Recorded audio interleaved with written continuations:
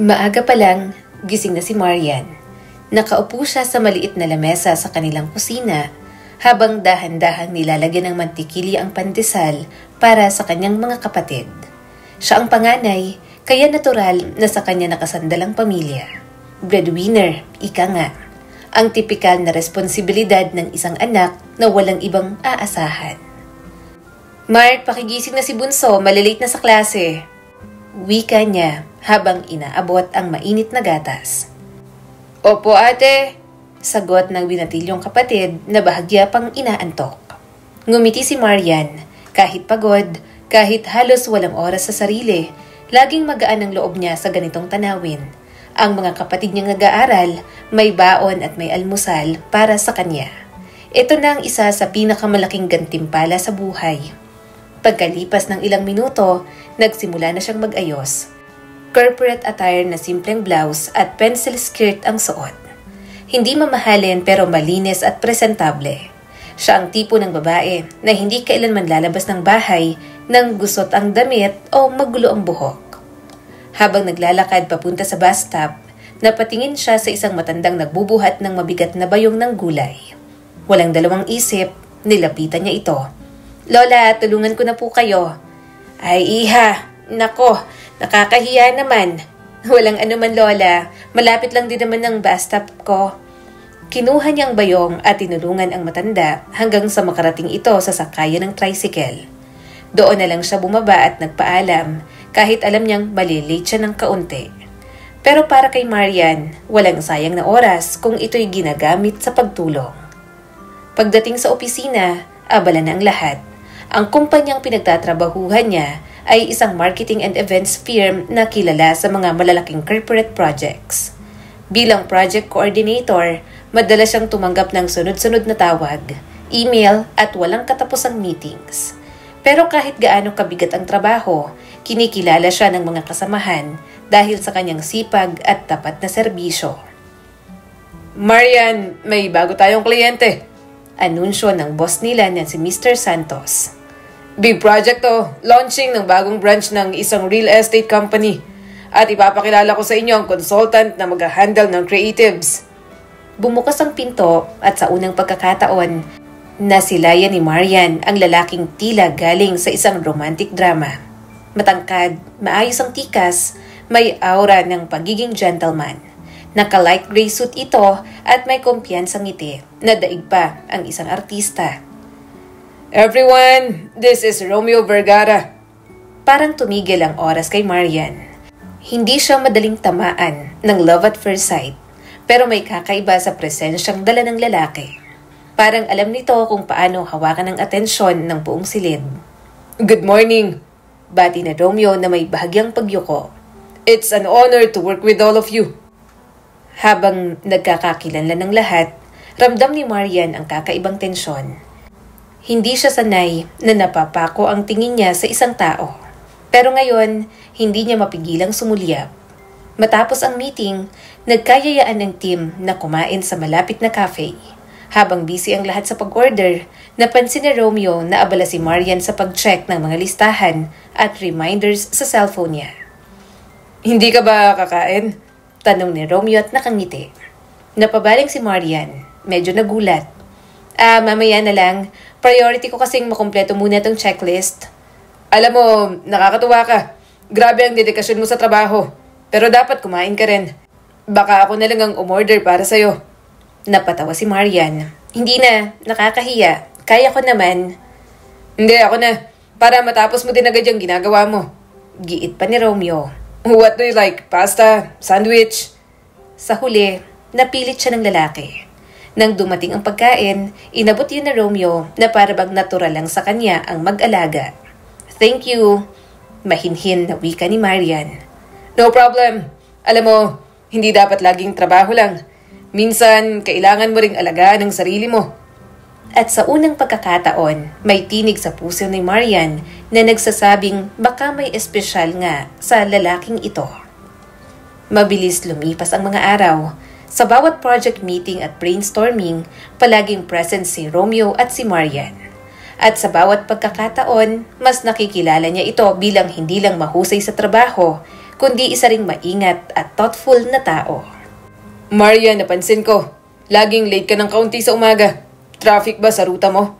Tanong ni Romeo isang araw habang nasa elevator sila. Hindi naman, medyo madalas kasi tinutulungan ko muna ang mga kapatid ko bago pumasok. Wow, breadwinner ka? Tumango siya. Oo, mahirap minsan pero sanay na.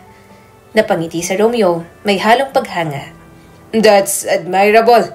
Hindi lahat ay kayang unahin ng pamilya bago ang sarili.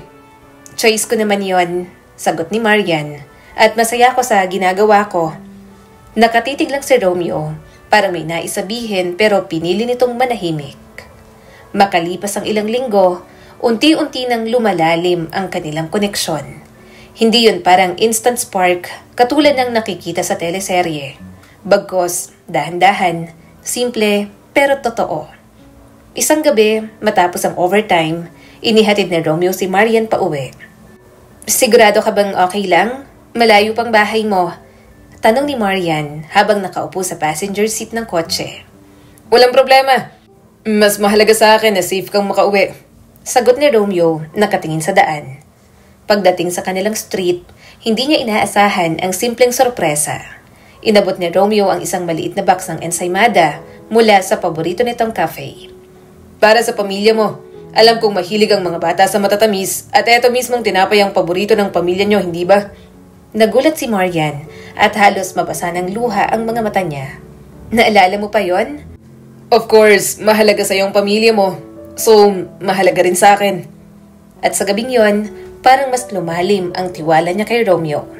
Hindi naglaon, nagsimula na rin silang lumabas para sa mga simpleng date.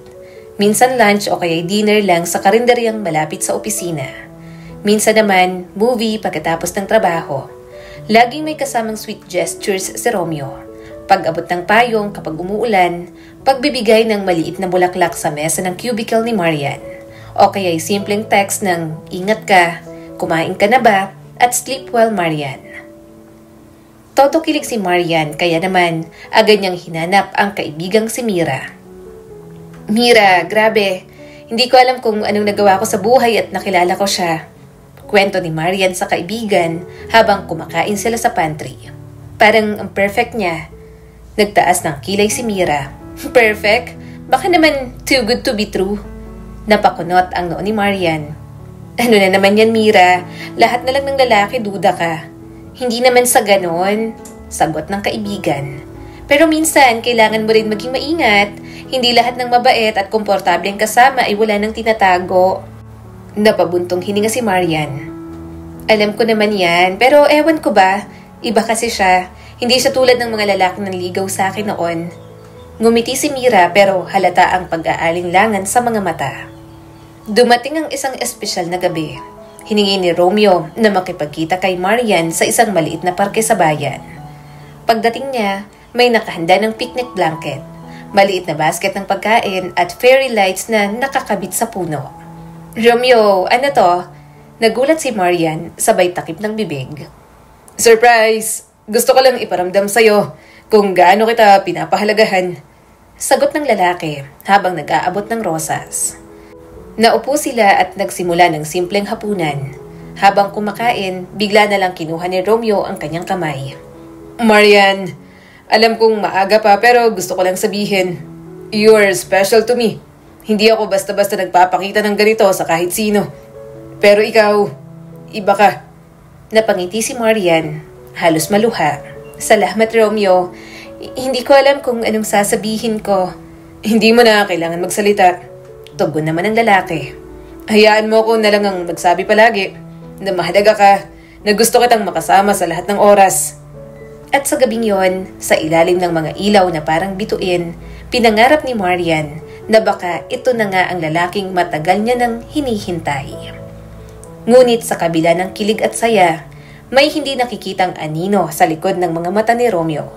Sa bawat ngiti niya, may bahagyang lungkot at sa bawat pangako niya, may bigat na tila hindi masabi. Wala pang ideya si Marian sa sekretong itinatago nito.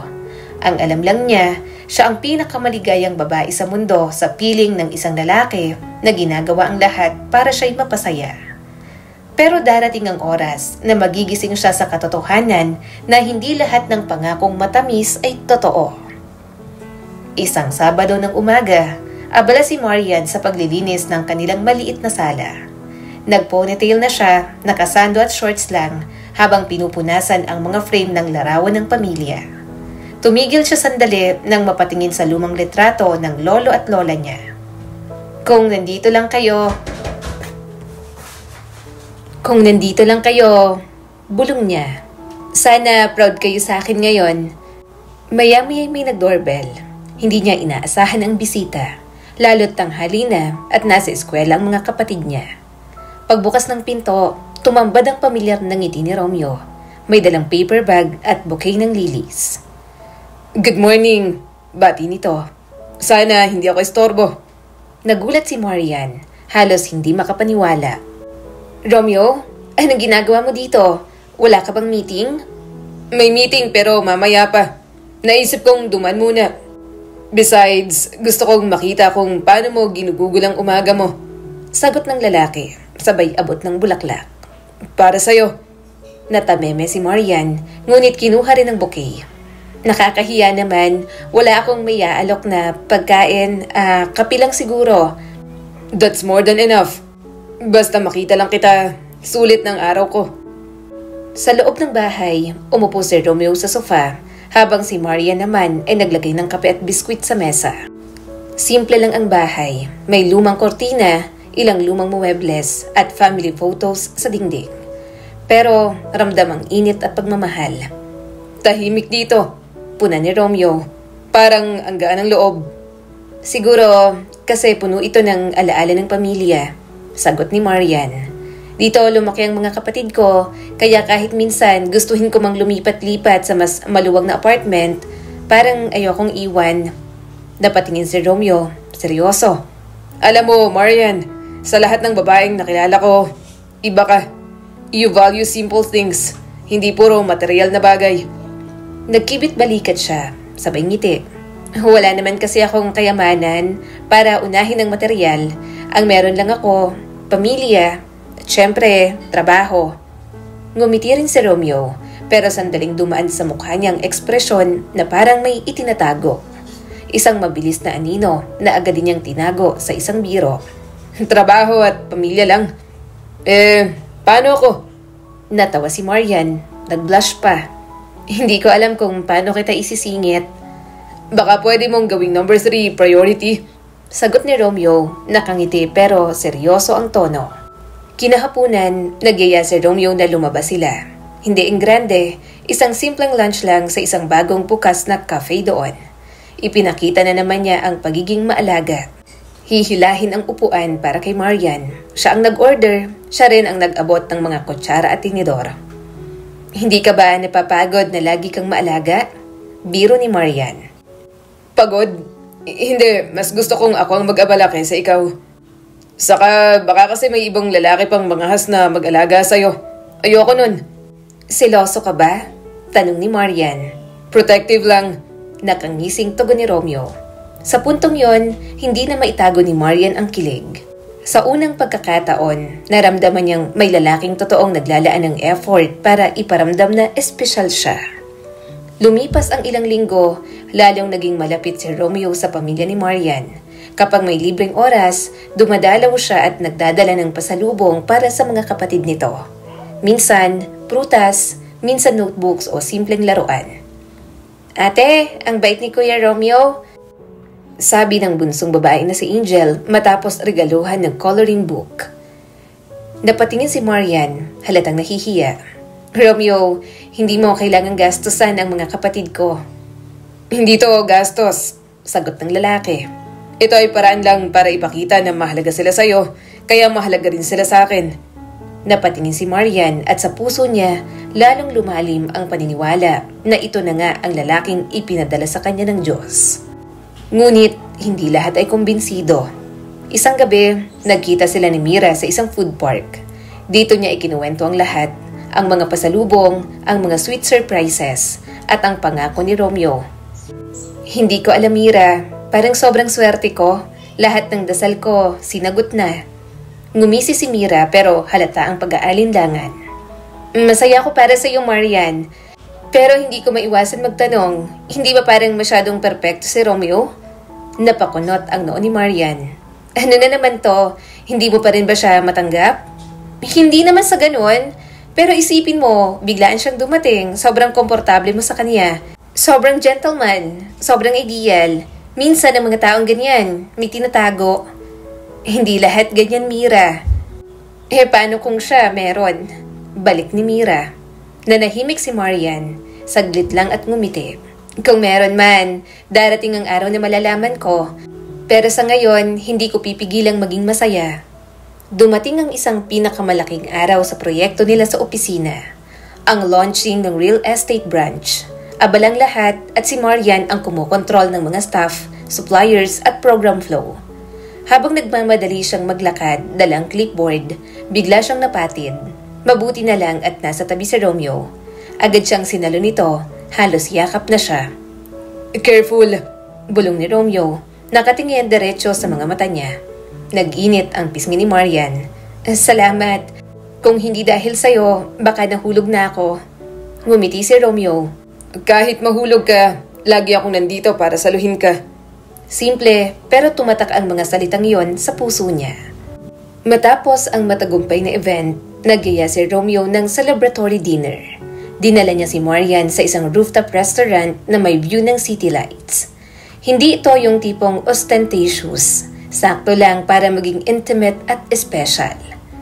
Para sa'yo to, ani Romeo habang inaabot ang maliit na kahon. Romeo, ano na naman to? Tanong ni Marian, hindi mapigilan ang pagngiti. Pagbukas niya, isang simpleng silver bracelet na may maliit na heart charm. Para maalala mo lagi na may pusong nagmamahal sa'yo. Paliwanag ni Romeo. Hindi na nakapagsalita si Marian. Luha na lang ang tumulo sa mata niya habang mahigpit na niyakap ang lalaki. Kinabukasan, halos lahat ng kasamahan sa opisina ay nakapansin sa pagiging malapit nila. Uy, Marian, baka naman mag-treat ka na. Biro ni Liza, isa sa mga office mates. Wala pang ang opisyal. Sagot ni Marian, pilit na itinatago ang pamumula ng pisngi. Wala pa raw. Pero parang more than official na yan Tawa pa ni Liza. Napatingin si Romeo sa gilid at ngumiti lang. Parang tanggap na niya ang lahat ng tukso. Isang gabi, habang naglalakad sila pa uwi, biglang bumuhos ang ulan. Wala siyang payong, kaya pareho silang nabasa. Teka, dito tayo sa ilalim ng waiting shed, sabi ni Romeo, hawak ang kanyang kamay. Basang-basa sila pareho, pero natatawa na lang si Marian. Grabe, para tayong nasa pelikula. Kung pelikula man to, sabi ni Romeo habang dahan-dahang nilalapit ang mukha. Ikaw ang gusto kong leading lady. At doon, sa gitna ng ulan, naganap ang kanilang unang halik. Kung saan sumuot ang kamay ni Romeo, mabuti na lang at naawat niya ito agad. Oops, sabi ni Marian nang nakangiti.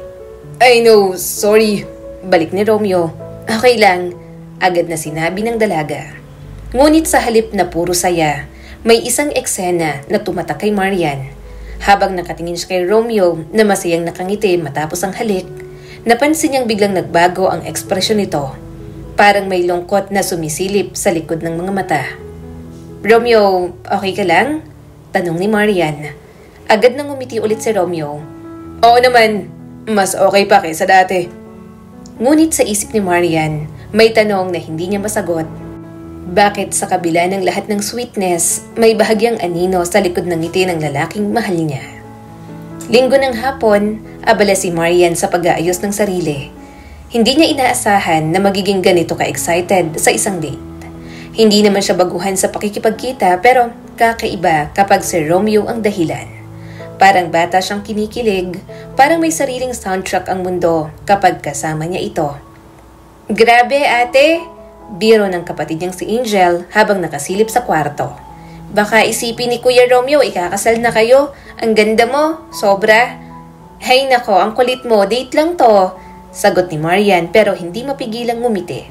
Paglabas niya sa bahay, naroon na si Romeo. Nakasandal sa kotse at may dalang isang sunflower.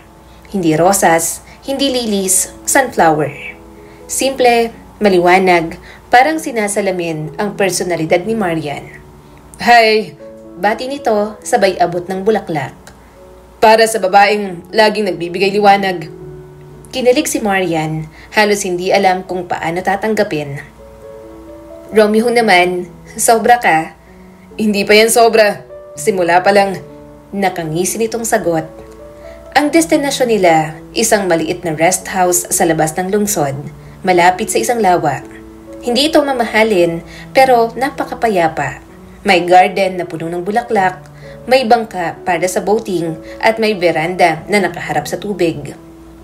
"Gusto kong dalhin ka dito," ani Romeo habang ibinubukas ang gate. "Tuwing gusto kong makawala sa gulo ng syudad, dito ako nagpapahinga."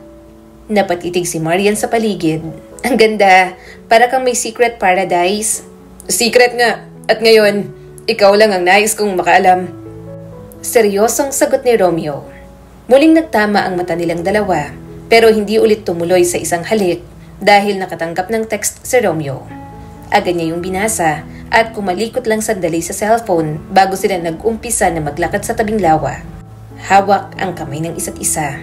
Tahimik ang paligid, tanging huni ng ibon at mahinang hampas ng alon ang maririnig. "Alam mo," bulong ni Romeo, "lagi kitang iniisip. Kahit nasa gitna ako ng meeting, bigla-bigla na lang sumasagi ang ngiti mo." Napatingin si Marian. Natatawa, pero nahihiya. "Ang cheesy mo." "Cheesy, pero totoo. At saka sino pa bang pwedeng isipin ko? Ikaw lang naman."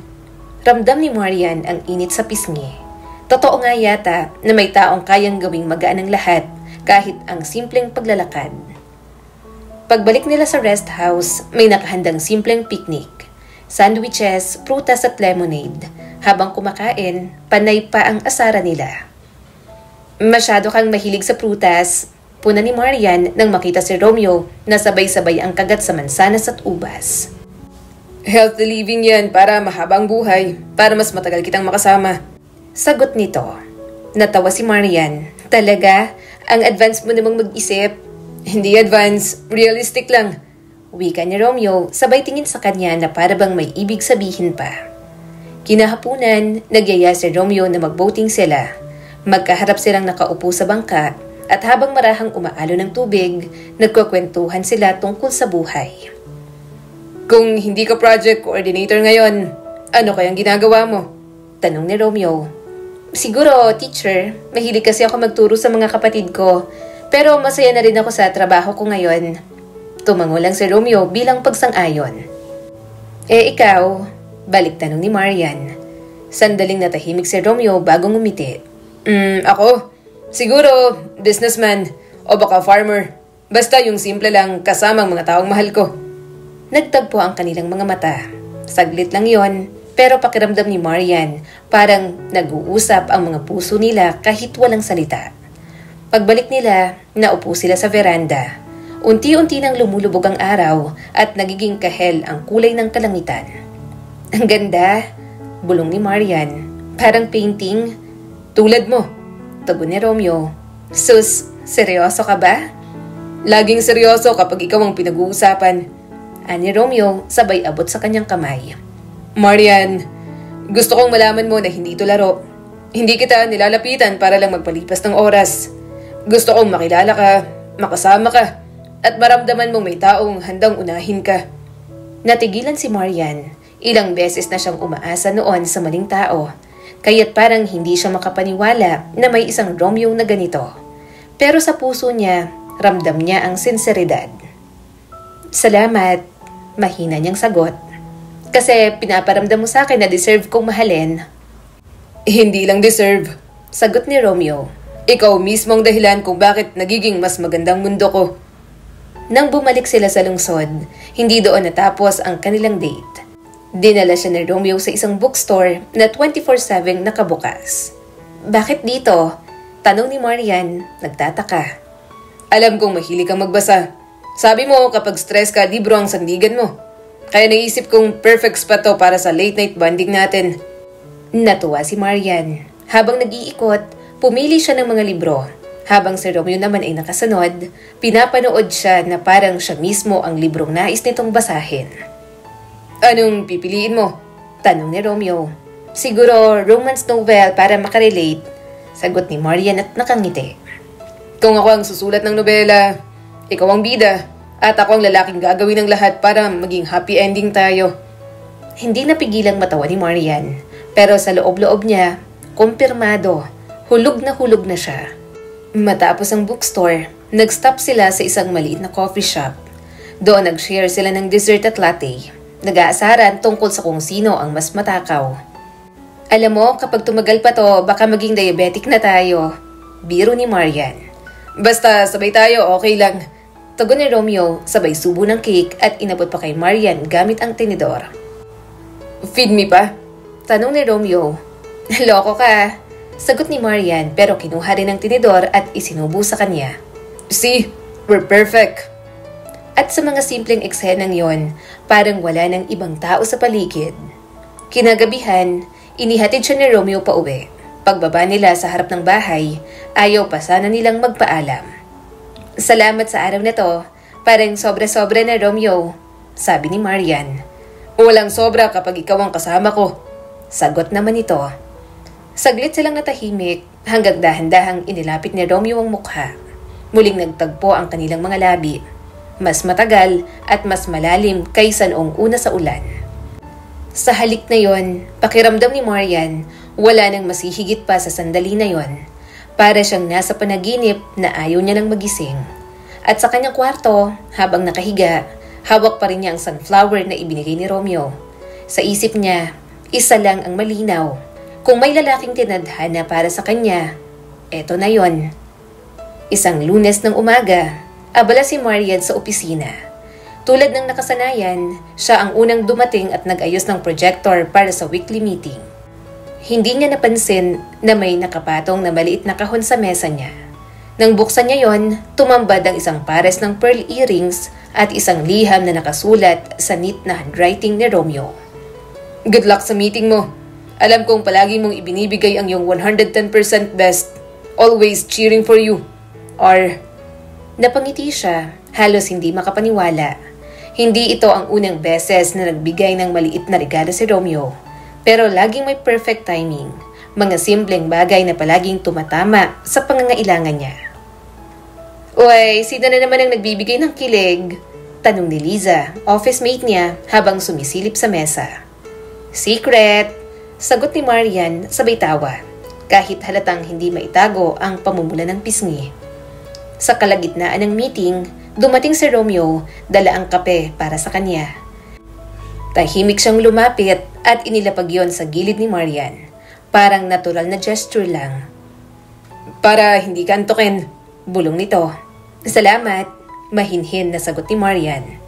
Ngunit napansin niya, parang medyo distracted si Romeo. Kahit magaling siyang mag-present ng ideas, ilang beses nitong tumitingin sa cellphone at biglang nagiging seryoso ang mukha. Kinahapunan, habang naglalakad sila palabas ng building, nagtanong si Marian. Romeo, may problema ka ba? Kanina pa kita napapansin na parang may iniisip. Ngumiti lang si Romeo, pilit na ikinubli ang lungkot sa mga mata. Wala to, trabaho lang. Don't worry. Gusto sana niyang mag-usisa pa, pero pinili niyang manahimik. Baka nga trabaho lang ang iniisip nito at ayaw niyang isipin na may mas malalim pa. Pagdating ng weekend, nagyaya si Romeo na pumunta sila sa isang art exhibit. Mahilig si Marian sa painting at photography, kaya parang ipinanganak ang araw na yon para sa kanya.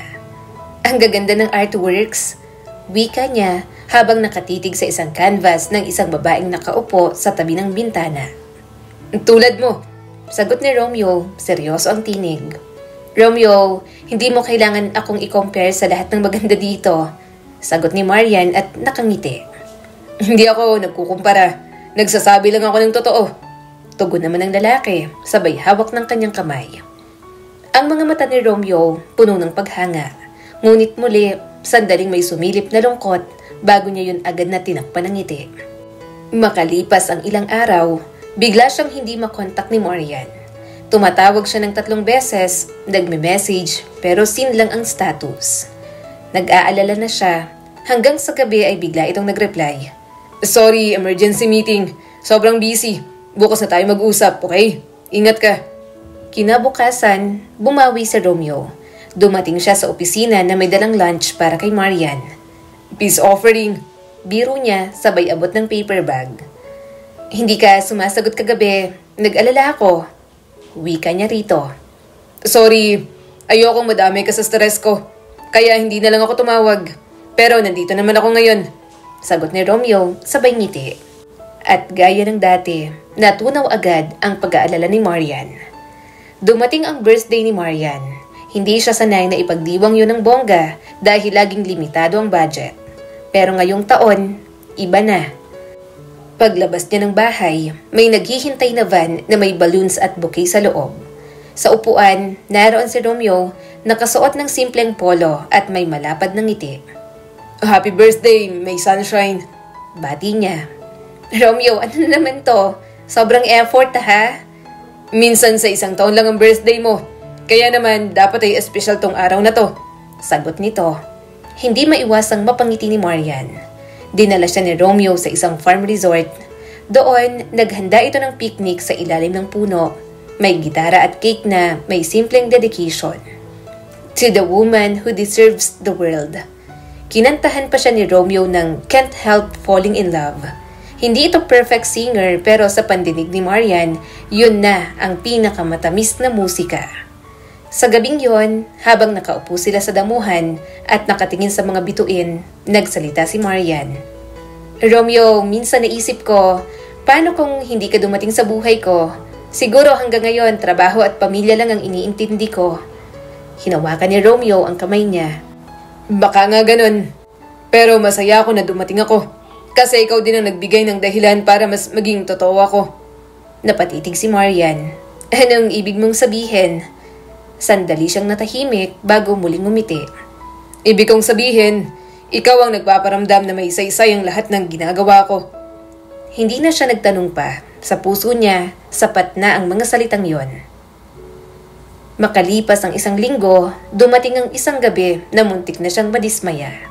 May usapan sila ni Romeo na magkikita sa isang coffee shop matapos ang trabaho. Ngunit 2 oras na siyang naghihintay, wala pa rin ito. Hindi sumasagot sa tawag, hindi rin nagre-reply sa messages. Halos makatulog na siya sa mesa nang biglang dumating si Romeo. Hingal at pawisan. Marian, I'm so sorry. May biglang emergency sa opisina. Hindi ko maiwan. Napasimangot si Marian, pero nang makita ang pagod sa mukha nito, napawi ang galit. Sana man lang nag-text ka. I know, kasalanan ko. I'm sorry at hindi na mauulit.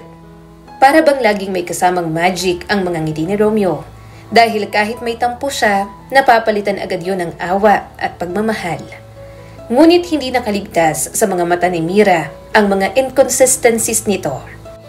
Isang gabi, nagkita sila sa apartment ni Mira para kumain ng dinner. Mira, grabe, sobrang sweet ni Romeo sa birthday ko. Sabi ko na sa'yo siya na nga. Nagtaas ng kilay si Mira. Sweet? Oo, pero hindi mo ba napapansin? Minsan, bigla na lang siya nawawala. Minsan late, minsan may emergency na hindi niya kayang ipaliwanag. Marian, baka nagtatago siya ng kung ano. Baka may lihim siya. Hindi lahat ng tao may tinatago. Mariing sagot ni Marian. Hindi ako kontra ha. Pero bilang kaibigan, gusto ko lang siguraduhin na hindi ikaw ang masasaktan sa huli. Ngumiti si Marian kahit medyo nag-aalangan. Mira, natatakot lang siguro ako na isipin na wala siyang tinatago. Kasi sa totoo lang, gusto kong maniwalang siya na talaga. Makalipas lang ang ilang araw, bumawi si Romeo ng isa pang sorpresa. Niyaya niya si Marian na mag-dinner sa isang rooftop restaurant. Pagdating nila, may candlelight table na nakahanda. May violinist pang tumutugtog sa gilid. Romeo, sobra naman to. Ani Marian, halos maiyak pero nakangiti pa rin. Lahat gagawin ko para makita ko lang ang ngiti mo. Sagot nito, sabay abot ng kamay niya. Habang kumakain, napansin ni Marian na ilang beses na naman itong sumisilip sa cellphone at parang may iniwasang tawag. Romeo, okay ka lang ba talaga? Tanong niya ng diretso. Agad itong umiti pero halata ang tensyon. Oo, don't worry about me. Ang importante, nandito ako, kasama ka. At muling napawi ang mga tanong ni Marian. Ang tanging iniisip niya, Baka nga masyado lang siyang nagdududa. Pag uwi niya ng gabing yon, nakahiga siya sa kama, iniisip ang lahat. Sweet si Romeo, consistent sa pagpaparamdam ng pagmamahal. Pero bakit may mga sandaling parang may anino sa mga mata nito? Sa kabila ng mga tanong, pinili niyang maniwala sa puso niya. Kasi sa ngayon, si Romeo ang pinakamagandang bagay na nangyari sa buhay niya. At yon ang mahirap bitawan. Mabilis lumipas ang mga linggo. Para kay Marian, tila unti-unting nabubuo ang mundong pinapangarap niya. Trabaho, pamilya, at pag-ibig na puno ng kilig. Ngunit kasabay ng saya, may mga butil ng tanong na hindi niya lubusang matakpan. Isang gabi, may usapan silang magkikita sa isang bagong cafe malapit sa opisina. Dumating si Marian ng 7:00 gaya ng napagkasunduan. 8:00 na, wala pa si Romeo. Tinawagan niya pero hindi naman sumasagot. Nag-text siya. Romeo, nasan ka na? Pero sin lang. Nangyari ulit ang nangyari noong isang araw, kung saan higit 2 oras niya itong hinintay. Nakapangalawang kape na siya nang dumating ito, pawisan at halatang galing sa kung saan. Sorry, traffic. Mabilis na sabi ni Romeo sabay upo. Traffic saan? Hindi ba malapit lang ang office mo? Tanong ni Marian at kita ang inis. Nagkibit balikat si Romeo. May dinaanan lang akong kaibigan. Sorry talaga. Hindi ko sinasadyang malate. Gusto sana ni Marian magtanong pa pero sa halip ay huminga siya ng malalim at piniling ngumiti. Okay na, basta safe ka. Ngunit sa isip niya, hindi niya maalis ang alinlangan. Minsan naman, sa kalagitnaan ng lunch break, biglang tatayo si Romeo. Sandali lang, may tawag lang ako. Importanteng client. Sabi nito. Maghihintay si Marian ng ilang minuto hanggang maging kalahating oras. Pagbalik ni Romeo, palaging pareho ang sagot. Sorry, confidential, business talk. Hindi na siya nagtanong, ngunit sa tuwing nakikita niyang nanlalalim ang mga mata nito matapos ang tawag, ramdam niyang hindi lang basta kliyente ang kausap nito. Marian, kailan pa huling nakasama si Romeo ng isang buong araw na walang abala? Tanong ni Mira isang gabi habang magkasama silang kumakain. Bakit mo tinatanong? Balik niya rito. Kasi palagi siyang may dahilan, meeting, emergency, tawag. Hindi mo ba napapansin? Hindi ba parang hindi kanya kayang bigyan ng buo? Napabuntong hininga si Marian. Mira, wag ka naman ganyan. Oo, minsan busy siya pero hindi ibig sabihin may tinatago siya. Hindi lang ako basta naghuhusga, Marian. Nakikita ko kung gaano ka nagmamahal. Pero baka ikaw lang ang nagmamahal ng totoo. Natigilan si Marian. Ayaw niyang aminin, pero may parte sa kanya na sumasang-ayon sa kaibigan. Kahit pa may mga pagkakataong nagiging alanganin si Romeo, lagi siyang bumabawi. Isang araw, nadatnan ni Marian ang mesa niya na may nakalagay na brown paper bag. Pagbukas niya, isang simpleng pack lunch na may sticky note. Don't skip meals. Napangiti siya. Gusto niya sanang alisin ang lahat ng pagdududa. Kasi sa bawat simpleng gesture, nararamdaman niya naman na sincere ito. Ngunit hindi nagtagal, dumating ang gabi na hindi niya malilimutan. Hating gabi na nang makatanggap si Marian ng tawag mula kay Romeo. Sorry, hindi kita makikita bukas. Wika nito. May out of town trip ako, business. Siguro 3 araw akong mawawala. 3 araw? Biglaan? Tanong ni Marian. Oo, hindi ko rin gusto pero kailangan. Don't worry, tatawagan naman kita. 3 araw siya naghintay. Wala ni isang tawag. Nagte-text siya araw-araw. Minsan, nakaka-receive ng simpleng I'm fine, I'll explain soon. Pagbalik ni Romeo, dumating itong may dalang pasalubong. Isang scarf mula sa Baguio. Sorry kung hindi kita natawagan. Sobrang hectic pero to para sa'yo. Gusto ni Marian magalit. Pero nang isuot ni Romeo ang scarf sa leeg niya, parang natunaw ang lahat ng tampo. Ngunit sa gabi ring yon, habang hawak niyang scarf, hindi niya maiwasang mapansin na parang may amoy ng perfume ng babae. Isang Sabado, nagkayaya ang magpunta ang buong office team sa isang mall para sa weekend bonding. Naisip ni Marian sa Romeo. Nanghihinayang siyang hindi ito kasama ngayon dahil abala ito sa opisina nila. Habang naglalakad si Marian sa koridor, dumaan sila sa isang boutique store. Bigla siyang napahinto. Sa loob ng store, nakita niya ang hawig ni Romeo. Nakayakap sa isang batang babae na mga 4 o 5 taong gulang na. Habang may kasamang babae na halos kaedad lang nila. Napako siya sa kinatatayuan. Nanlamig ang kanyang mga kamay noong makita itong malambing sa babae. Halik sa pisngi, pati na rin sa labi. Romeo? Mahina niyang tawag, halos hindi marinig. Lumingon si Romeo pero hindi siya nakita. Nanlaki ang mga mata nito, nagulat nang makita si Marian.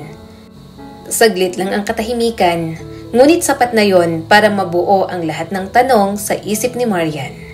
Ang babaeng kasama nito ay lumapit at sabay ngumiti kay Romeo.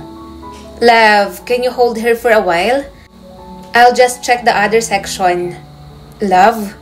At sa harap mismo ng mga mata ni Marian, inabot kay Romeo ng babae ang anak nila. Hindi alam ni Marian kung paano siya huminga sa sandaling yon. Ang lalaking akala niya ay prinsipe niya, ang lalaking ipinangako niya, dadawan, may asawa at anak na pala. Nanginginig ang kamay ni Marian habang nakatayo sa gitna ng mall. Hindi niya alam kung lalapit ba siya o tatakbo palayo. Ang mga mata niya, puno ng luha, habang ang isip niya, nagbabanggaan ang lahat ng alaalang pinagsaluhan nila. Ang mga sweet gestures, mga pangako, mga halik, lahat ng yon, paano naging totoo kung may pamilya na pala siya? At doon sa gitna ng ingay ng mall, unti-unting nagunaw ang mundo ni Marian. Nanatiling nakatayo si Marian, parang estatwang hindi makagalaw. Nakapako ang tingin niya kay Romeo na may buhat-buhat na bata. Sa gilid nito ang babae, maputi, maayos ang bihis, may aura ng may bahay na sanay mag-utos. Ang bawat segundo, parang mabagal na pelikula. Romeo, mas malakas kaysa sa una ang tinig niya. Nanginginig, hindi niya napigil ang sariling magsalita. Napalingon si Romeo at agad nanlamig ang mukha. Nanlaki ang mga mata, halatang hindi inasahan ang pagkikita nila. Saglit na katahimikan ngunit mabigat na mabigat. Love, sino siya? Tanong ng babae, nakatingin kay Marian mula ulo hanggang paa. May himig ng panunuri sa boses. Parang natuyuan ng dugo si Romeo. Katrabaho ko lang. Nabasag ang puso ni Marian sa kanyang narinig. Ngunit bago pa matapos ni Romeo ang explanation, lumapit na ang babae. Nakataas ang kilay. Ako nga pala si Clarice. Mariing sabi ng babae. Nakaabot ng kamay pero halatang hindi para makipagkilala, kundi para ipakita ang teritoryo. Asawa ni Romeo at ito, anak namin, si Althea. Tuluyang nanikip ang dibdib ni Marian. Ang mga salitang asawa at anak ay parang mga palaso na sabay-sabay bumaon. Hindi na siya nakasagot. Ngumisi si Clarice pero puno ng pang-uuyam. So, ikaw pala yung dahilan kung bakit palagi siyang late umuwi? Ikaw pala ang kabit ni Romeo? Nag-echo ang salitang yon sa buong isipan ni Marian. Kabit. Isa siyang kabit. Ako, hindi ko alam. Nanginginig ang tinig niya. Akala ko wala siyang asawa? Ano to? Laro-laro lang? Putol ni Clarice, tumaas ang boses. Ako ang misis. Legal. At ikaw malandi? Wala kang hiya. Kung magiging hayop ka, ahas kang hayop ka. May pagtataray at diin ang huling sinabi. Nag-umpisa ng maglingunan ang mga tao sa paligid. May ilang nagbubulungan, may ibang naglalabas ng cellphone na parang nagbe-video. Clarice, please, huwag dito. Pakiusap ni Romeo, hawak ang braso ng asawa nito. Tumahimik ka, Romeo, singhal ni Clarice. Habang ako naghihintay sa bahay kasamang anak natin, heto ka't nagpapakasaya sa ibang babae. At ikaw, muling bumaling ito kay Marian. Isa kang kabit. Wala kang ibang titulo kundi yan. Naluha si Marian at nanginginig. Hindi ko alam na may pamilya ka na. Nakatingin siya kay Romeo kahit si Clarice ang nasa harap niya. Hindi mo alam? O sadyang nagbubulag-bulagan ka kasi magaling siyang manligaw. Aba, bravo! Sarcastic na palakpak ni Clarice. Ang galing mong umarte ah. Kawawang kawawa. Pakiramdam ni Marian, nilalamon siya ng sahig. Ang mga mata ng mga tao sa paligid, parang mga sibat na bumabaon sa kanya. Hindi ako kabit. Mahina niyang sagot, pilit na pinapakinggan at pinapaniwala ang sarili. Hindi raw kabit. Halos tumawa si Clarice. Anong tawag sa babaeng umaagaw sa asawa ng may asawa? Napahawak si Marian sa bibig niya. Ang luha, tuloy-tuloy na tumulo. Clarice, tama na. Giit ni Romeo, pero hinila siya ng asawa. Ikaw, wala kang karapatang magsalita. Pag uwi natin, mag-uusap tayo. At ikaw? Muling tumingin kay Marian. Kung may natitira ka pang dignidad, lumayo ka na. At bago pa siya makasagot, tumalikod si Clarice. Hawak ang anak, hinihila si Romeo papalayo. Naiwan si Marian, nakatayo sa labas ng butik, basag na basag, durog na durog. Nang makalayo na siya sa butik, hindi niya na napigilan ang sarili. Tumakbo siya papunta sa isang sulok ng mall. Doon siya umupo at doon bumuhos ang lahat ng luha. Lahat ng pinaniniwalaan niya, lahat ng sweet gestures, mga pangako, mga halik, lahat pala'y nakatayo sa kasinungalingan. Huwag mong sabihin, wala kang asawa. Bulong niya sa sarili, paulit-ulit, parang baliw. Ang mga tao sa paligid, may ilang naaawa, may iba pang nagbubulungan. Siya pa yung kabit, ang bata pa naman. Hindi niya alam kung paano siya hihinga. Pakiramdam niya, wala siyang halaga. Nang tawagan niya si Mira, basag ang tinig niya. Mira, please puntahan mo ko, hindi ko na kaya. Walang tanong, agad dumating si Mira sa mall. Halos 30 minuto lang ang lumipas. Pagkakita niya kay Marian na nakaupo sa bench, pulang-pula ang mata at nanginginig, agad niya itong niyakap. Marian, nandito ako. May asawa siya, Mira. Bulong ni Marian, halos hindi maintindihan. May anak. Lahat ng sinabi niya, lahat ng pangako kasinungalingan lang pala. Hinatak ni Mira ang kaibigan papalapit, mas hinigpitan pa ang yakap. Sabi ko na nga ba?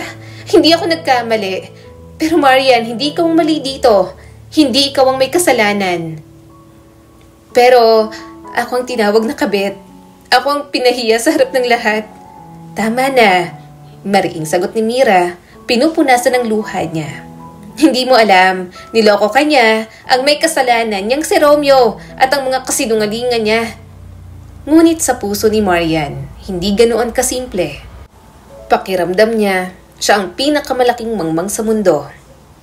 Kinagabihan, sa apartment ni Mira, nakaupo si Marian sa sofa, nakabalot sa kumot, parang wala ng lakas. Ayoko nang lumabas, Mira. Ayoko nang makita ang kahit sino. Paano kung kumalat yung nangyari kanina? Paano kung may nag-upload? Hinawakan ni Mira ang kamay niya. Kahit kumalat pa, hindi mababago ang katotohanan. Niloko ka niya. At kung may mali man, nasa kanya at hindi sa'yo. Pero ang sakit, akala ko siya na. Akala ko siya nang sagot sa lahat ng dasal ko. Marian, minsan dumarating ang maling tao para ipakita kung gaano ka dapat maging matatag. Hindi para iparamdam na wala kang halaga. Umiyak muli si Marian, pero ngayon, nakayakap na siya kay Mira. Sa gitna ng pagkakabasag niya, may natitira pang sandigan. Ang kaibigan niyang hindi kailanman bumitaw. Kinabukasan, pilit siyang pinapasok ni Mira sa opisina. Marian, ayaw kitang itago. Kung lalabanan mo to, harapin natin ng sabay-sabay. Pagdating nila, ramdam agad ni Marian ang mga tingin ng mga office mates. May ilan na nagtanong kung totoo ba ang balita. Pero bago pa siya makasagot, si Mira ang sumalo. Kung may mali dito, si Romeo lang yon. Si Marian, wala siyang alam. Kaya wag niyong husgahan ang taong niloko. Tumahimik ang lahat at doon, unti-unting napagtanto ni Marian na hindi siya nag-iisa. Ngunit sa tuwing ipipikit niya ang mata, bumabalik ang eksenang yon sa mall. Ang mukha ni Clarice puno ng galit. Ang boses nito, paulit-ulit na sumisigaw sa tenga niya. Kabit ka! Wala na siyang ibang nararamdaman kundi kahihiyan. Parang nilagyan siya ng marka na hindi na mabubura. Sa isang gabi ng kanyang pag-iisa, sumulat siya sa diary. Kung ang pag-ibig ay ganito, bakit ko pa to hinanap? Bakit ako naniwala? Kung lahat ng pangako ay kasinungalingan, sana hindi ko na siya nakilala. At doon, tuluyang bumigay si Marian. Umiyak hanggang sa tuluyang makatulog. Ngunit kahit sa gitna ng pagkawasak, may isang katotohanan. May kaibigan siyang handang lumaban kasama niya. Marian, wika ni Mira habang sabay silang nagkakape kinabukasan. Alam ko ngayon, basag ka, pero hindi ito ang katapusan mo. Hindi ka kabit, isa kang babaeng na nagmahal ng totoo at niloko. Dahan-dahang tumango si Marian, hawak ang tasa. Hindi ko alam kung paano magsisimula. Sagot niya ng mahina. Simulan mo sa pagtanggap at simulan mo sa paniniwalang hindi ikaw ang problema. At sa sandaling yon, kahit maliit, may liwanag na sumilip sa puso ni Marian. Sa muling pagpasok ni Marian sa opisina, ramdam niya pa rin ang bulungan. May mga nakatingin pa rin sa kanya, may mga pasimpleng nagtatawanan. Pero ngayon, imbis na yumuko, diretso siyang naglalakad papunta sa lounge area. At doon ay dumating si Romeo.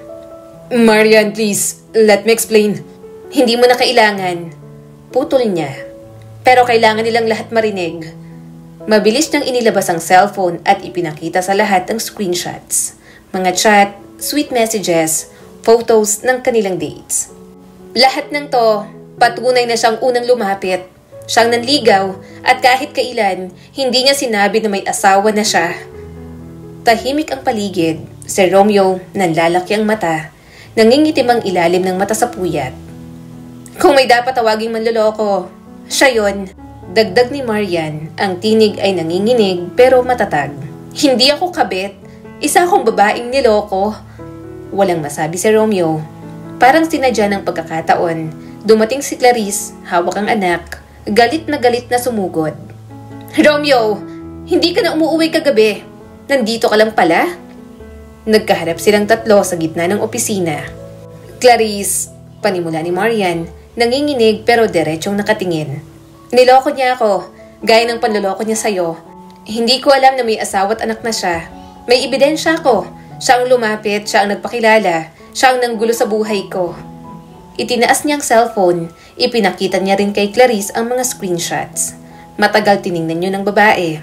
Matagal ding nag-isip kung maniniwala ba ito o hindi. Romeo, halos mabasag ang boses ng misis. Nanginginig habang nakatingin sa asawa. Totoo ba to? Hindi makasagot si Romeo. Nakayuko lang.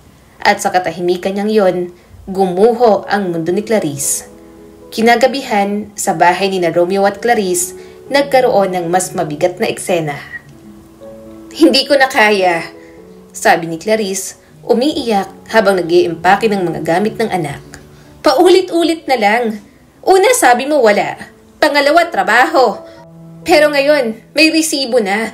Anong mukha pang ipapakita mo sa akin? Clarice, please. Halos lumuhod na si Romeo. Hindi ko sinasadya. Mahal pa rin kita. Mahal ko rin ang anak natin. Kung mahal mo kami, bakit ka pa ulit-ulit na lumalapit sa iba? Sigaw ng misis niya. Mind you, alam kong hindi lang siyang nilapitan mo. Meron pang iba dati. Pero hindi lang kita nahuli. Alam mo ba kung gaano kasakit makita ang anak natin na nagtatanong kung bakit wala ka sa hapagkainan? Kung bakit palagi kang busy? Palagi kang wala? Busy sa trabaho, yun naman pala nakikipaglandian ka lang sa ibang babae. Napahawak si Romeo sa ulo niya. Hindi alam kung anong isasagot. Hindi ako tanga, Romeo. Patuloy ni Clarice, punong-puno ng galit. Kahit anong sabihin mo, hindi na mabuburang kahihiyan. Hindi lang ako ang niloko mo, pati anak natin. At hindi ko hahayaang lumaki siya na makita kang ganyan. Lumapit si Romeo, pilit na inaabot ang braso ng asawa. Please, give me another chance. Ayusin ko lahat. Ngunit umatras si Clarice. Wala nang chance.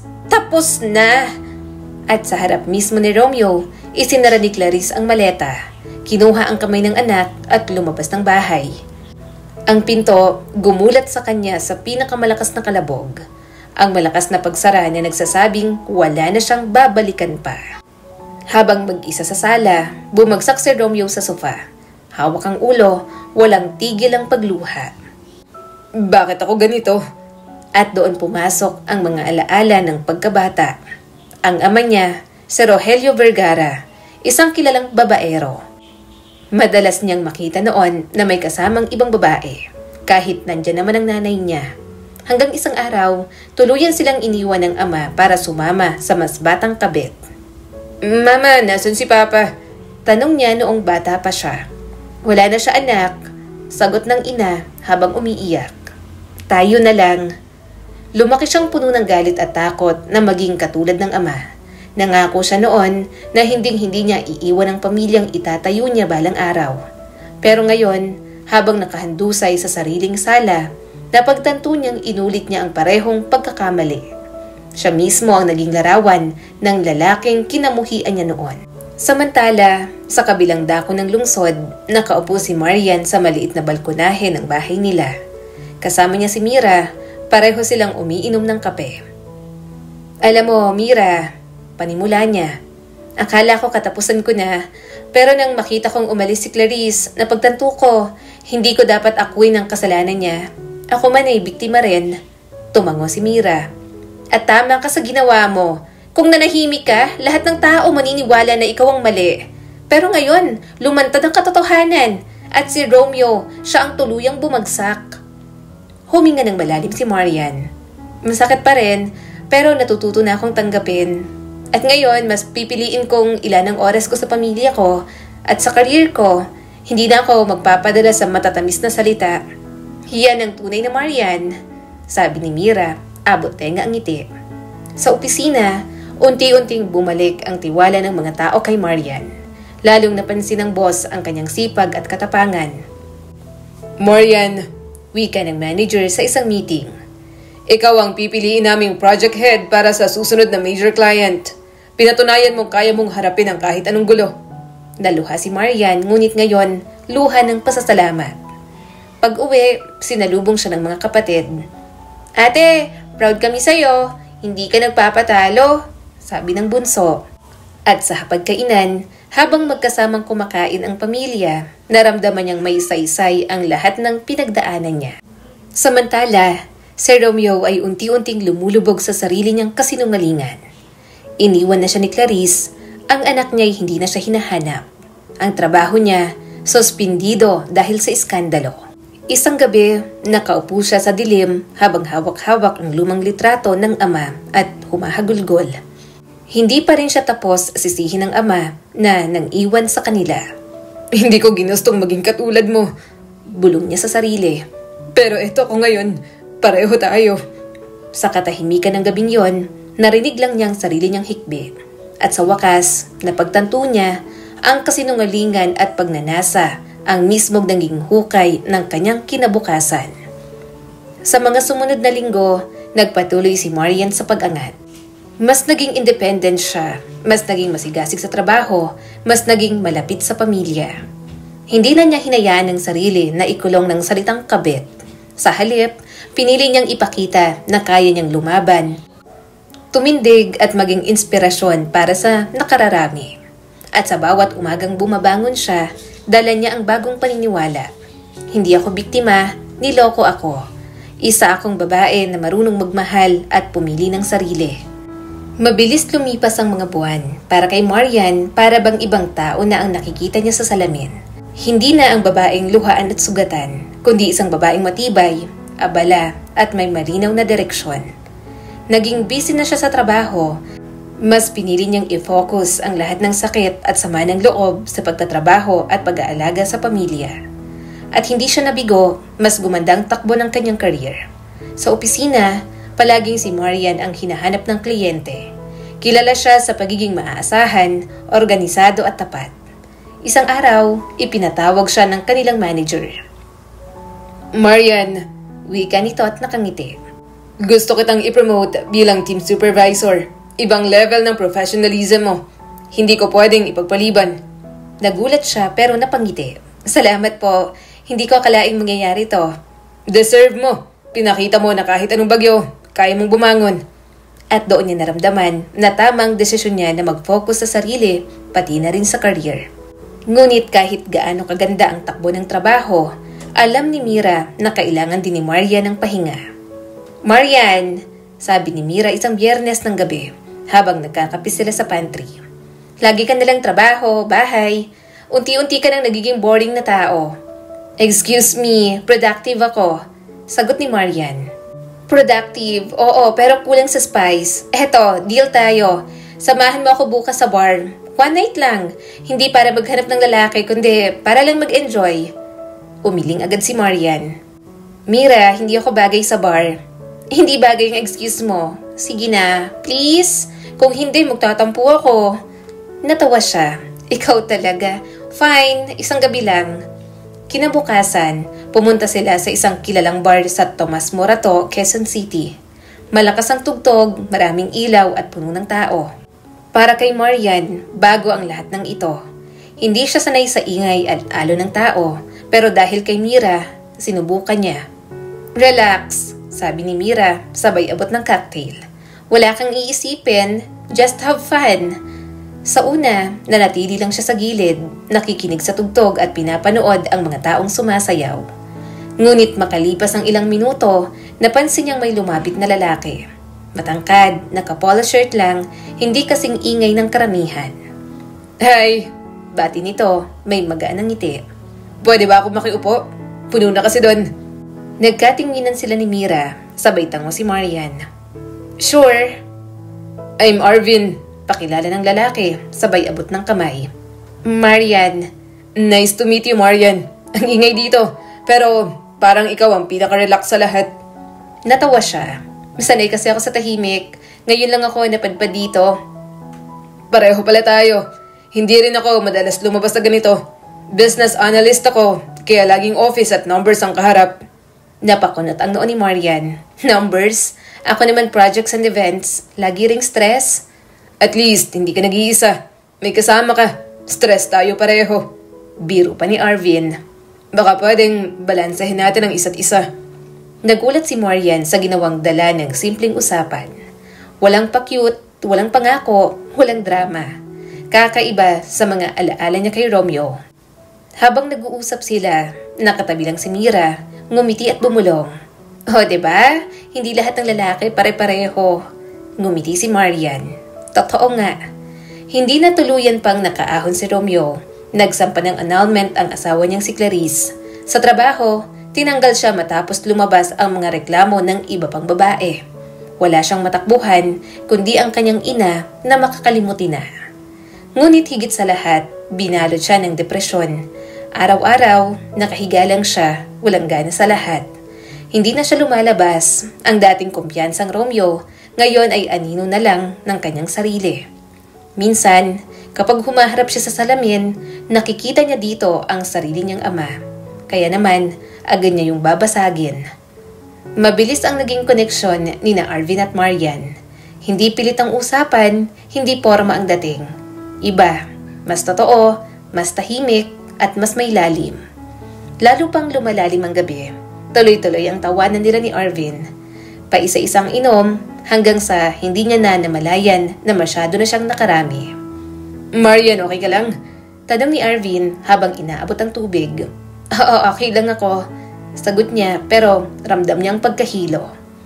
Huli na nang mapansin nilang pareho, malakas pala ang tama ng alak sa kanila. At bago pa nila namalayan, nagdesisyon silang lumabas ng bar para magpahinga. Doon na lang tayo sa hotel sa tapat, mungkahin ni Arvin. Mas safe doon. Subalit pagkapasok nila ng kwarto, nangyari ang hindi nila inaasahan. Isang mainit na gabi ang tuluyang lumamon sa kanila. Kinabukasan, nagising si Marian sa hindi inaasahang tanawin. Nasa hotel room siya, sa tabi niya nakahiga si Arvin. Pareho silang walang saplot at nakakumot na lang. Parehong naguguluhan. Nanlaki ang mga mata niya. Agad na pabangon. Oh my God! Bulalas niya, tinakpan ng sarili. Nagulat si Arvin, nagising ito sabay bangon din. Marian, wait. Hindi ko rin maintindihan. Hindi ko maalala ang lahat. Pero I swear, hindi kita sinamantala. Hingal, taranta, nanginginig si Marian. Anong nangyari kagabi? Ang alam ko lang pareho tayong sobrang lasing. Pumunta tayo rito para magpahinga. Marian, hindi ko gagawin yon kung hindi mo gusto. Tahimik silang pareho, ramdam ang kaba at bigat ng sitwasyon. Ngunit kalaunan, Huminga ng malalim si Marian. Okay, hindi ko rin maalala ang lahat. Putol-putol lang naaalala ko, pero kung ano man yon, pag-usapan na lang natin. Nagkatinginan sila, parehong nahihiya, pero may respeto. Makalipas ang ilang araw, nagkita silang muli para mag-usap. Hindi na sa bar, kundi sa isang simpleng cafe. Marian, panimula ni Arvin, kung may nagawa akong mali, humihingi ako ng tawad. Pero gusto kong maging malinaw. Hindi kita planong saktan. Gusto ko lang mas makilala ka pa. Napangiti si Marian, bagaman may kaba pa rin. Hindi ko rin alam paano tayo napunta ron. Pero isang bagay ang malinaw. Hindi kita nakikitang katulad ng iba. Iba ka kay Romeo? Nagtagpo ang mga mata nila. Kung papayag ka, pwede ba tayong magsimula ulit? Kilalanin natin ang isa't isa ng dahan-dahan. Hindi dahil sa nangyari sa bar o sa hotel, kundi dahil gusto talaga kitang mas makilala. At doon, tumango si Marian. Sige, simulan natin sa tamang paraan. Lumipas ang mga buwan, lumalim ang pagkakaibigan at unti-unti naging pagmamahalan. Simple lang ang mga date nila. Dinner, lakad sa park, minsan movie.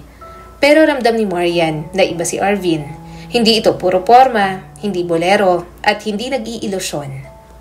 Marian, ani Arvin isang gabi habang magkahawak ang kanilang kamay. Hindi ako perpekto, pero isang bagay ang sigurado. Ayokong ulitin ang pagkakamaling ginawa ng ibang lalaki sa'yo. Nandito ako para maging totoo. At doon, unti-unting bumukas muli ang puso ni Marian. Isang maaraw na Sabado sa garden ang venue na puno ng sunflower at puting rosas. Dumating ang mga pamilya at kaibigan upang saksihan ang pag-iisang dibdib ni na Marian at Arvin. Simple ang dekorasyon, ngunit dama ang saya at pagmamahal sa paligid. Habang lumalakad si Marian sa aisle, suot ang isang eleganteng ivory gown, hindi maalis ni Arvin ang titig sa kanya. Parang panaginip. Bulong niya nang magtagpo ang kanilang mga mata. Marian, panimula ni Arvin, nanginginig ang boses. Mula nang makilala kita, alam kong iba ka. Hindi perpekto ang simula natin, pero araw-araw pipiliin pa rin kita. Ikaw ang tahanan ko. Huminga ng malalim si Marian bago sumagot. Arvin, dumaan ako sa sugat at sakit bago ka dumating. Pero pinili mong samahan ako, hindi para ayusin ang lahat, kundi para sabay tayong lumaban. At doon ko nalaman ang tunay na pagmamahal. Pinapangako kong mamahalin kita, hindi dahil perpekto ka, kundi dahil totoo ka. Nagpalakpakan ng lahat, luha at halakhak ang bumalot sa paligid. Isinuot ni Arvin ang singsing. With this ring, I marry you. Sinundan ito ni Marian. With this ring, I give you trust and love. Pagkatapos ng basbas ng opisyal, nagpalakpakan ng lahat. Hinalikan ni Arvin si Marian, isang halik na puno ng respeto at pangako. Sa simpleng handaan, puno ng tawanan at musika, tumayo si Mira, maid of honor, para sa kanyang biro seryosong mensahe. Kung may isang taong pinaka-deserve ng happy ending, si Marian yon. Arvin, salamat at pinatunayan mong may matinong lalaki. Pero tandaan mo, kapag niloko mo siya, ako ang unang maghahanap sa'yo. Nagtawanan ang lahat at sumayaw ang bagong kasal, hawak kamay, sabay sa mabagal na tugtugin. Habang nakapatong ang ulo niya sa balikat ng asawa, napangiti si Marian. Sa wakas, dumating na ang simula ng mas masayang yugto ng kanyang buhay. Isang kwento ng pagbangon, pag-ibig at bagong pag-asa. Isang buwan matapos ang kasal, isang sorpresa ang dumating. Arvin! Mahina ang boses ni Marian habang hawak ang pregnancy test. Nanginginig ang kamay. We're having a baby? Napatitig si Arvin, nanlaki ang mga mata bago napaluha sa tuwa. Marian, totoo ba to? Tumango siya, sabay tawa at iyak. Oh love, magiging tatay ka na. Mahigpit siyang niyakap ni Arvin, halos hindi makapaniwala. Alam mo ba, siguro yung gabing pareho tayong taranta. Doon nagsimula ang lahat. Akala natin pagkakamali, pero ngayon, isa pala tong malaking blessing. Natawa si Marian, humilig sa balikat ng asawa. Hindi na mahalaga kung paano nagsimula ang kanilang kwento. Ang mahalaga ay kung saan sila ngayon, magkasama, masaya at puno ng pag-asa para sa bagong yugto ng kanilang mga buhay. Lumipas ang panahon, lumaki ang kanilang pamilya. Si Marian patuloy na umaangat sa career, si Arvin tapat at mapagmahal, at ang kanilang anak, ang simbolo ng bagong simula, ang nagpatibay sa kanilang pagmamahalan. Ngayon, tuwing naiisip ni Marian ang nakaraan, napapangiti siya. Hindi pala natatapos ang buhay sa isang maling tao. Minsan, nagsisimula ang tunay na kwento sa gabing hindi mo inaasahan. At sa wakas, natagpuan niya ang pag-ibig na hindi pa nga kulang, kundi isang buhay na totoo, buo at masaya. Makalipas ang 5 taon, ibang-iba na ang buhay ni Marian. Isang Sabado ng umaga, abala siya sa kusina ng bago nilang bahay. Isang simpleng modern style na tahanan sa isang subdivision. Hindi marangya pero maaliwalas. Amoy kape at sinangag, at sa sala, maririnig ang halakhakan ng bata. "Mama! Papa! Tingnan nyo!" Sigaw ng 4 na taong si Lucas habang ipinapakita ang ginuhit na stick family sa kanyang papel. May 3 tao, hawak kamay at may araw na nakangiti sa itaas. Lumapit si Arvin, niyakap ang anak at kiniliti ito. "Galing naman ang baby namin. Artist ka pala." Ngumiti si Marian habang naglalagay ng itlog sa plato. "Sabi ko na, mana sa akin sa arts, hindi lang puro numbers katulad ng papa niya." Natawa sila at sa gitna ng simpleng umagang yon, ramdam ni Marian ang buo at ligtas na mundo na noon ay akala niyang imposible. Sa trabaho, lalo siyang umangat. Hindi lang siya kilala bilang masipag na empleyado, kundi bilang isa sa pinakarespetadong senior project manager sa kumpanya. Madalas siyang maimbitahan para mag-speak sa seminars tungkol sa leadership at women empowerment. "Miss Rivera," sabi ng isang young intern minsang nasa opisina, "Idol ka namin. Sana maging katulad din kita balang araw." Ngumiti siya at sumagot, "Hindi kailangan maging katulad ko. Basta maging totoo ka sa sarili mo at piliin mo ang tama kahit masakit. Ikaw ang magiging best version ng sarili mo." At doon, naalala niya ang pinagdaanan. Kung hindi siya natutong tumindig mula sa pagkawasak, wala siya rito ngayon. Si Arvin naman, nanatiling simple at supportive. Hindi ito ang tipong magdadala ng grand gestures araw-araw, pero laging nariyan, maghahatid sundo, magluluto ng dinner kapag pagod si Marian, at higit sa lahat, magiging mabuting ama kay Lucas. Isang gabi, habang pinapatulog nila ang anak, nagsalita si Arvin, mahina ang boses. "Alam mo, Marian, minsan naisip ko, kung hindi tayo nagkita ng gabing yun sa bar, ano kayang nangyari?" Napangiti siya sabay halik sa noon nito. "Kung hindi man tayo nagkita, darating at darating ka pa rin, naniniwala ako ron." At sabay silang natawa nang marinig ang anak nila na pabulong na kumakanta bago matulog. Sa kabilang dako naman ng lungsod, ibang-iba ang eksena. Si Romeo ngayon ay halos hindi na kilala ng mga dating kakilala. Payat, maputla at nakaupo sa labas ng isang lumang apartment. Iniwan na siya ng asawa at anak at hindi na siya muling nakabangon sa career matapos masangkot sa iskandalo. "Romeo!" wika ng isang dati niyang kaibigan na nadaanan siya. "Sayang ka." Ngumiti siya ng mapait. Sayang talaga." Wala ng yabang, wala ng maskara. Ang natira ay isang taong biktima ng sariling kasinungalingan at maling pagpili. Habang inaayos ni Marian ang gamit ni Lucas para sa school, bigla itong tumakbo papunta sa kanya at mahigpit na yumakap. "Mama, ang saya ko kasi buo tayo." Naluha si Marian, hinagod ang buhok ng anak. "Masaya rin si mama, anak, kasi mahal na mahal namin kayo ng papa mo." Lumapit si Arvin, niyakap silang dalawa. Sa sandaling yon, malinaw kay Marian ang lahat. Ang sakit ng nakaraan, ang lahat ng luha, nagbunga ng ganitong kasiyahan. Minsan, kailangan mong maligaw para makita mo ang tamang daan. At minsan, isang gabing hindi inaasahan ang magdadala sa iyo sa habang buhay na ligaya. At doon, nagtapos ang kwento ni Marian. Hindi bilang biktima kundi bilang isang babaeng natutong tumayo, magmahal muli at bumuo ng pamilyang totoo. Ang buhay ni Marian ay nagpapaalala na kahit gaano kasakit ang pagkakadapa, hindi nito dapat hadlangan ang ating pagbangon. Ang tunay na lakas ay nasa pagtanggap sa katotohanan, pagpili ng tama kahit mahirap, at sa muling pagbubukas ng puso sa pag-ibig at pag-asa. Sa halip na manatiling sugatan, ginamit niya ang karanasan para mas maging matatag, matagumpay at masaya. Ipinapakita ng kwento niya na walang maling simula ang hindi kayang gawing tamang landas kung may tapang, tiwala at pananalig sa sarili. Muli, ako po si Skylar Guro at sana'y may bago na naman kayong natutunan sa kwento natin ngayon. Maraming salamat.